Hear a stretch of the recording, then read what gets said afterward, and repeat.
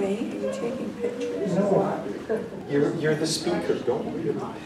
The Charleswood Historical Society welcomes you to the third presentation in our Heritage Lecture Series. Len Van Roon Sr. will present tonight a different perspective on World War II, Memories of Children. Len is a veteran of World War II and has many stories to tell, and a longtime resident of Charleswood. I believe he's lived here, 84 years, and he came when he was 10, so do the math. And his son, Len Van Roon Jr., is doing all the techie stuff. Thank you for coming. After this lecture's over, there's the silver collection, there's the Charleswood historical books that Len and Verna Van Roon wrote many years ago, and they've been updated, and refreshments are there at the back.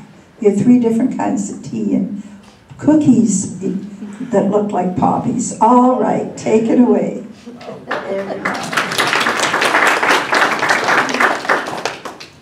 The idea behind this, of course, is to keep the memory alive for the people who did not come back.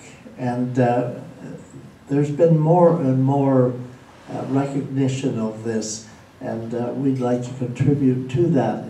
The children especially, if they see a few photographs, it's registered in their minds, and they will carry on the tradition. We have photographs of, and I have relatives in Holland who show how the children there, each grave is given to a child to look at, not to look after, but to recognize and to do. It's part of the procedure that on the day, their Freedom Day, they go to the cemeteries and keep the tradition alive, and they do such a wonderful job. So we're trying to do the same thing to keep the memory alive for our young people. This sign, of course, you'll notice that it says low taxes on it. What we're trying to do is also give you a little background. It's not just about children, it's about we have to give you a little bit of a setting in case you don't know where I come from, but that's it, Charleswood. And that sign was put up after the war this is all the people who were in the military, not just the 17 or so that lost their lives, but this recognizes everybody that signed up. There's about 220, I think, just from the little village of Charleswood. This picture looks like a real setup, you know. It looks like a posed picture. It's not a posed picture. It's a real picture. The 4 boys, the 4 Parkin boys, it has to be just the turn of the century, because these people also joined the military in World War I.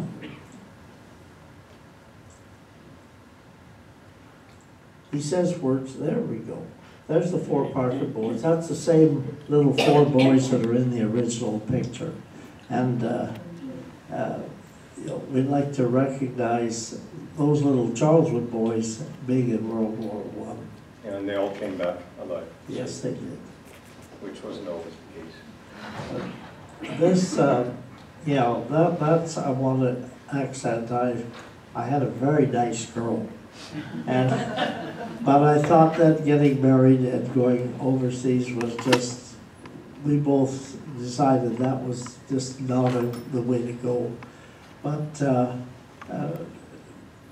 the thing is that I thought he was such a special prize, so what I did was, during the years I was away, I wrote 1,100 letters. And somebody said, "You did what?" I said, "Well, that was worth it, you know. I had to put on a special effort," and it was a special effort, and it worked. Also want to give you a background of, this is our place on Charleswood Road. I was a teenager there. There was just my mother and I. And my father died when I was just 10, and we looked after, it was a little poultry farm, and we made a living. But the reason I put this in is to show that, you know, I was a teenager at the time, and I was the only one. The two of us made the business work. But then when war was declared, I wasn't that anxious to go into the military. But I thought, well, I'm looking after my mother in the place, and that's a good enough reason. But we had conscription. That is, everybody received a notice, military age, received a notice to serve in the military. And I received my notice, and I thought, well, I'll tell them that my mother needs me here. And that didn't work. They needed bodies, and that was it. But going into the war, I thought you had two choices. You could, as an objector, you could stay in Canada. You were trained militarily, but you stayed in Canada, or you could volunteer for overseas service. And I thought, well, you know, being in, you might as well go the whole hog. My dad says that some of the people were referred to as, with a little bit of derision, as zombies, if they didn't go into battle and they just stayed. But there was lots of important jobs to do. People had to operate canteens, they had to do the work at home. So no matter how people served, it wasn't just people in battle that played an important role. But sometimes there was some feelings of, some people would really brag and talk about all the wonderful things they did, and sometimes they never got anywhere close to a battle, and they just gave out confectionaries at the store or whatever.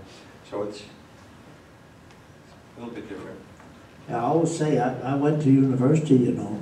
Yeah, I did. I went there for basic training. The military took over. That's Taché Hall. So you got to brag about something. And when I came home, we started up the poultry business again, Verna and I. And poor Verna, she had to clean up 1 million eggs, I think. And when I finally in 1970, when it looked as if it was impossible to carry on, and so I worked for the city, and she says, 2 checks a month? You know, she was flabbergasted. And she was glad not to have to clean eggs anymore.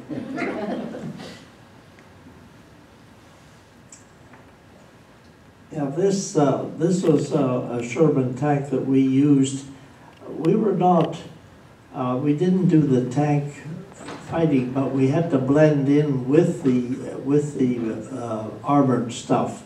Our job was to direct artillery fire and to assist whatever it was, infantry or tanks. We had to assist them if they got into a bad position or needed an area covered with artillery fire. We were able to supply that, but we traveled with them. In fact, we got a real bawling out one time because we were close to the head of a column, and this colonel come roaring up, and he said, "Will you guys stay back? If we need you, we want you in one piece," he said. So they took good care of us, and it helped, you know. The job my dad did, I think the longest that anyone lasted in his unit at it was 6 weeks, and he lasted for years. So it was pretty dangerous going out ahead and seeing where the artillery fire was landing and spotting, climbing up in church steeples so you had a good view, but then you could get picked off. So I'm really glad that he was very cautious. You see the little church on the left? There's a little tower on it there, just on the far left. Yeah. That we used that as an observation post, and believe it or not, my daughter, who's just gone over to Europe, and she's going to that village, and they're going to show her that little tower, and they're going to take her up there. There was another building that was was a 5-story tower, very wild, and the local historian is going to take them up there too. They said at their own risk. Yeah.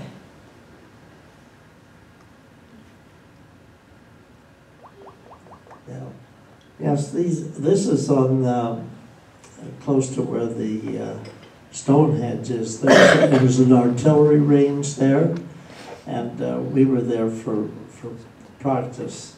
And the two fellows on the left also did observation post work.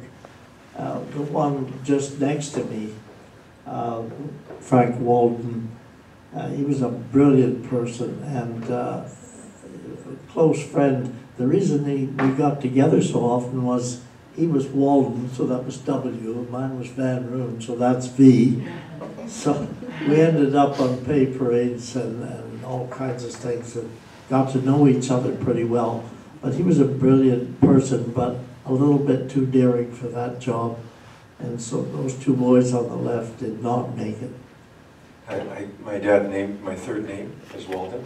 He was, oh, that's a bit strange, but I hope that sometimes I'm a bit of a daredevil in his footsteps.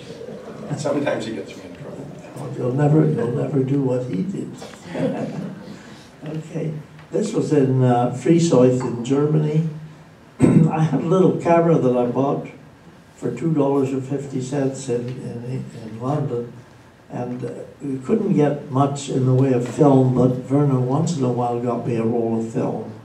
And the thing was just laying on the floor of the tank, and we were using this as a command post. And I saw that thing and I thought, hey, you know, there's a chance. So I said, it's photo op time. And I had a little tripod which would, if you sneezed, it would fall over. But it served to hold the camera and take this picture. And as a photo op, you see, he picked up a teddy bear, the other one picked up a bottle. I picked up that nice fedora hat. So. But the photograph turned out to be very, very nice. Not everything in wartime is always battles. There's some little bit of kibitz. So we put in 2 pictures that aren't really about battles at all. Yeah, puppy dogs loved the military, and because the fellas also had food, you know, they would. These dogs were usually the houses were destroyed and the towns were destroyed, and so they were kind of orphan dogs. And the guys would pick them up and use them. They'd keep them in the trucks. And this little guy, he rode in a truck and he was quite happy. And then we stopped one time to do a lot of firing. And the first time the guns went off, the dog deserted. Ran away, never came back. So here's story 1. We have 9 of them, children in war. Yeah. This is in Scotland, in Glasgow. We used to go up there on leave because the Scotch people were very kind to us. The British people were very kind to us too, but they sort of hung back. But in Scotland, they treated us real nice. And Verna had a cousin in Glasgow, so I went down there. We went to the park, and these little boys were playing cowboys and Indians. It's wartime. Part of Glasgow was destroyed through heavy bombing, and but these little boys were still little boys. They were rooting around in the park, and they wanted their picture taken with me, so I graciously allowed them to take it to me there. And the funny part was, you know, there was this heavy Scotch accent, you know. They said, the one said, bang, bang, he says, you're dead. And the other one says, I'm no dead. Oh, so,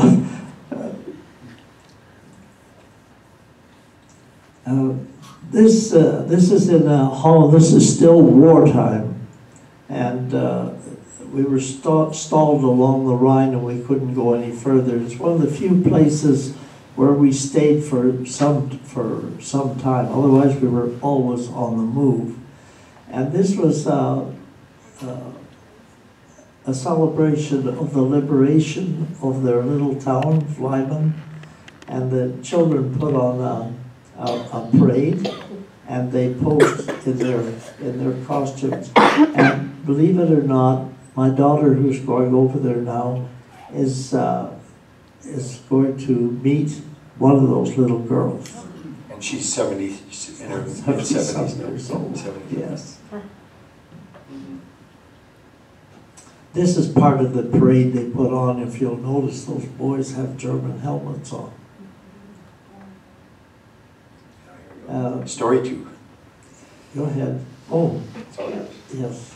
This is one of the houses in that town. You'll notice, because of the concussion of the shells and the V1s, when they exploded, they blew the windows out of this house. And what the Dutch people were very fussy, and they didn't want that.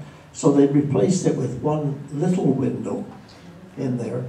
And the place we were in, that window was blown out 7 times. The roof, those are slates, and when the explosion lifts them, they all slide down, and then the roof is exposed. My daughter was in touch with the local historian here, and he said that street sign there was just taken down in the 1970s. She sent pictures and photographs to him to get information. My dad has a story about the guns going off and being so loud, and they were staying with people. There were still people from the village. And there's a story about a baby and the guns going off. Yeah, well, we had a home in the town and used it for a command post.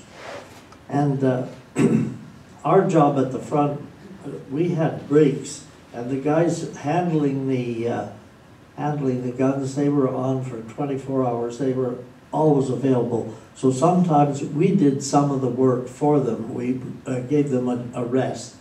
So when we were in this house, we did the figures on artillery boards. We did the calculations, and when the news came in that there was we were to do some shelling, the one fellow that I was working with, he said, "This is different here." He says, "You go out in the hall and you yell fire orders." I thought, what the heck's that about? So anyway, I followed instructions. We got orders to do some artillery work, went out in the hall and yelled fire orders, and then went back and did the calculations. And I said, "What was that about?" He said, "Well, they have a brand new baby there, just a few months old. And when those guns went off, the guns were very close proximity. And the child was just, would just yell her heads off. And they said, we found out that if we go out there and tell them their fire orders, the mother picks up the baby.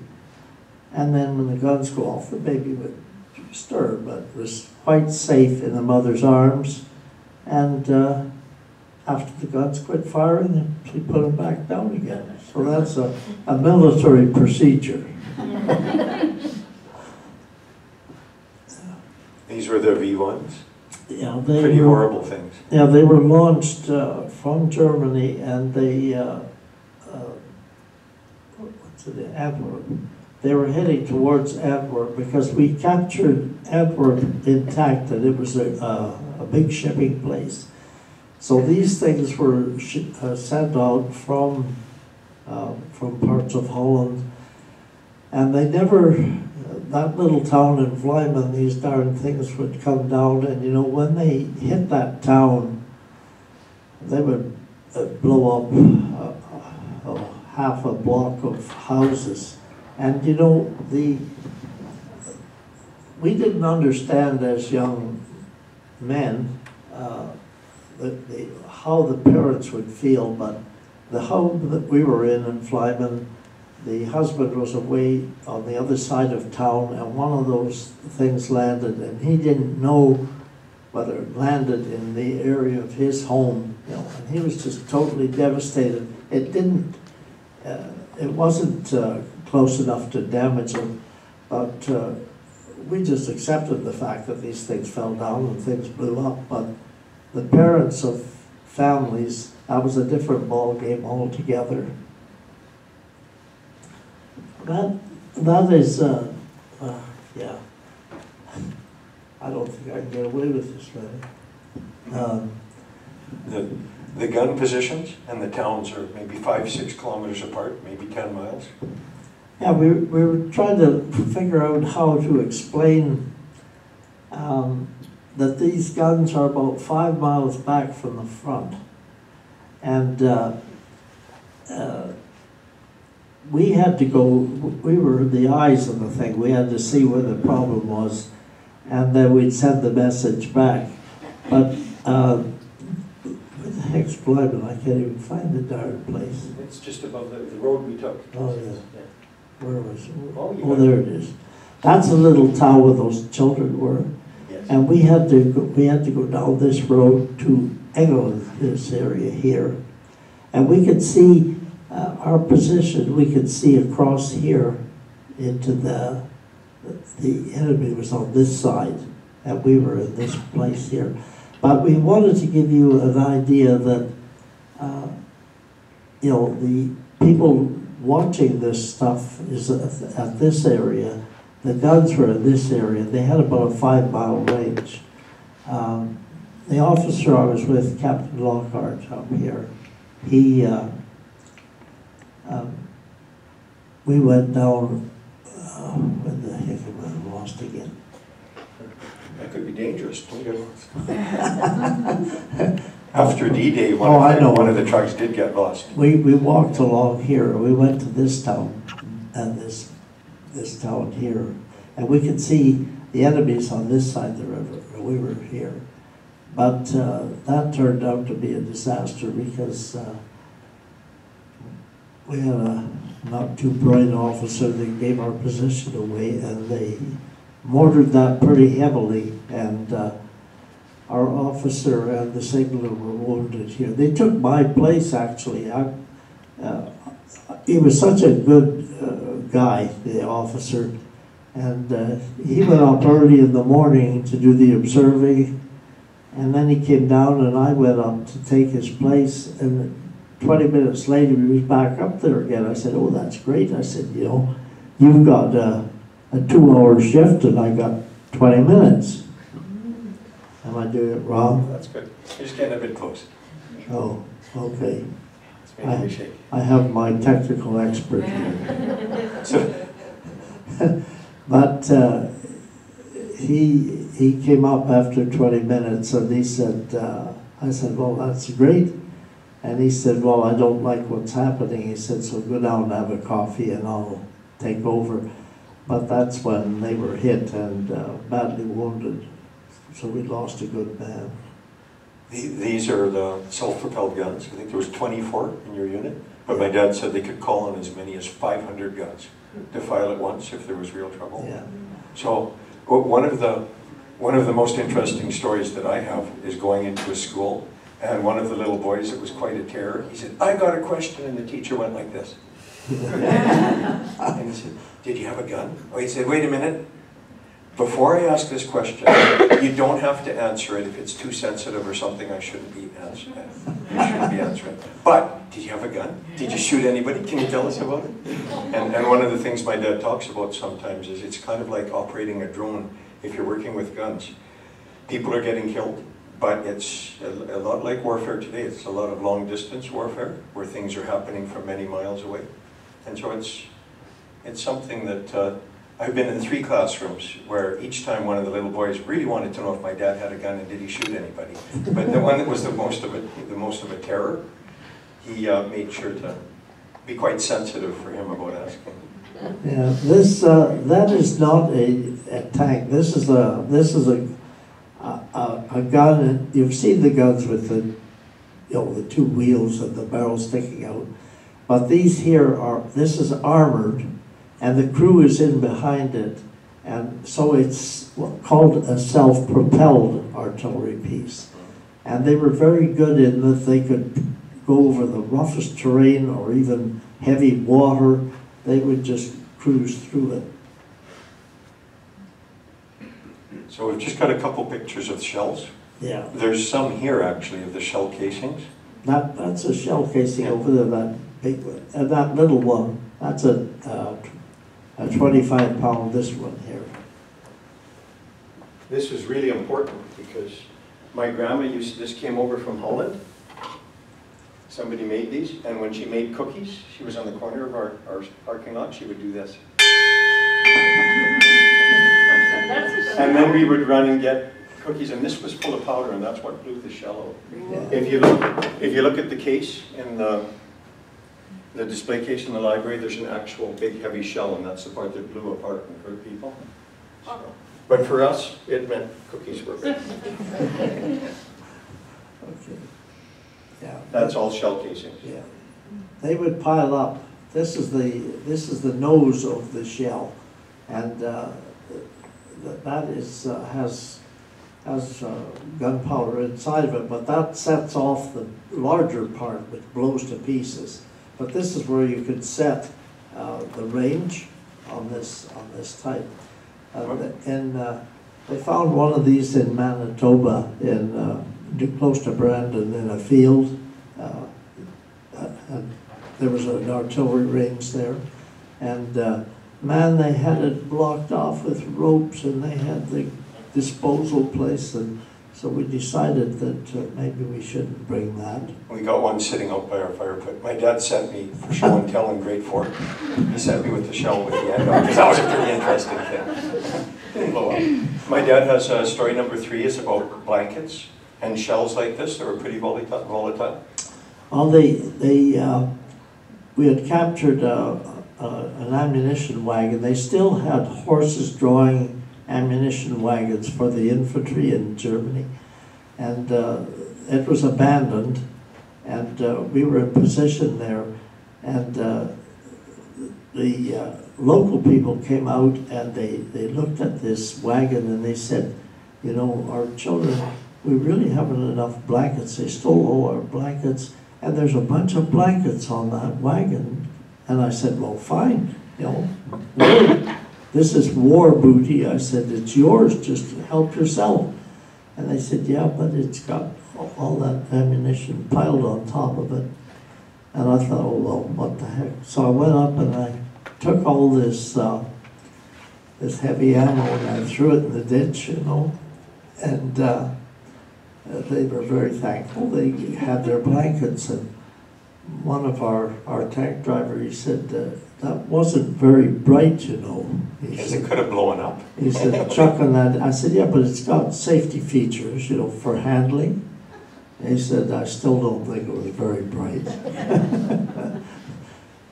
The Schunen family. Yeah, this is the family where my family is going. This is the place where we were stuck for some time, and this family was very, very good to us. The tank driver and I slept upstairs in that house. The family slept down the basement, but the children.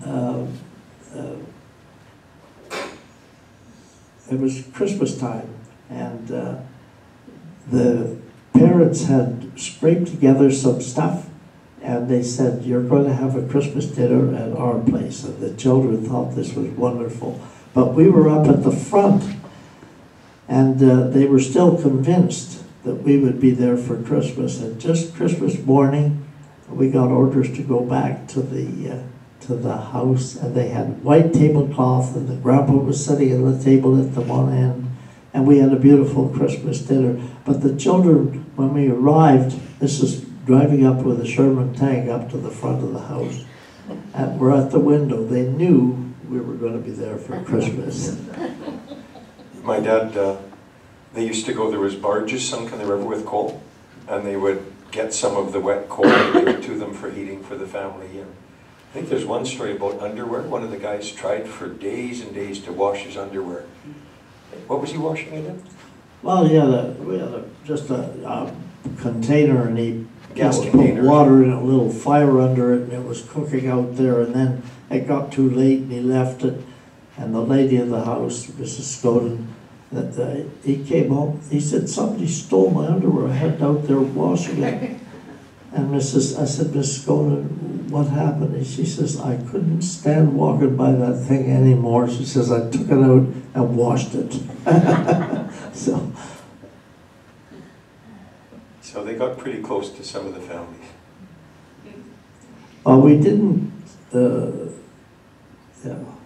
Oh, yes. This is their bakery. Yeah, this is where we drove the tank up to the front of this place. That was the bakery at that time. And we slept upstairs there. The town they lost an awful lot of people with those V1s exploding in the town. And my dad still has a bread wrapper from their bakery, so he sent that over to them. They said it's a house now, but it was a bakery until, I think, 20 years ago. Yeah. So I say very important things like that, bread wrappers. This is my favorite story. Take your time with this one. Thank you. We were parked one time waiting for orders, and a young couple with small children, they'd been hiding in a barn, and just because when the fighting was going on. And after they went by, this was the position we were in. We were just waiting for orders, and these two parents, they were poorly dressed. The children had just ordinary clothes on because they had just gone and hidden, and it was cold. There was snow on the ground, or frost, I'm not sure which, and the children were just blue. They were so cold and they were shivering, and our tank driver said, you know, those kids are in pretty bad shape. He said, let's thaw them out under the exhaust. You know, it was melting the snow underneath, and this is a 30-cylinder Chrysler motor puffing away, and the exhaust goes down like I think it's a word. Never mind. There it is. Oh, there. This full length of the thing is exhaust, so it's not just one place. It was coming down all the way here, melting the snow underneath.